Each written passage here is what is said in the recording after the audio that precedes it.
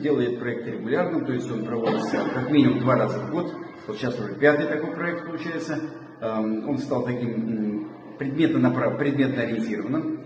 То есть мы приводим педагогов по определенным учебным дисциплинам. В данном случае, да, мы привезли команду учителей истории, математики, информатики и физики. Они представляют свой авторский опыт.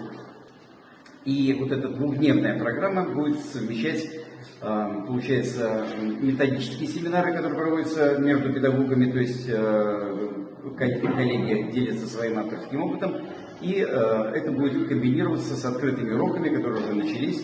На уроках, соответственно, работают учащиеся, а наши педагоги пытаются взаимодействовать с ребятами, показать свои еще и методические приемы, то есть как они строят занятия, как они взаимодействуют с учениками, как они делают сложное простым, потому что в этом заключается главная задача учителя. По замыслу Министерства просвещения Республики Абхазия мы, наоборот, каждый раз меняем территорию проведения. То есть первая программа проходила в Сухуме, например, вторая, она была, правда, летом, международная школа 4 года проводилась в Пицунде.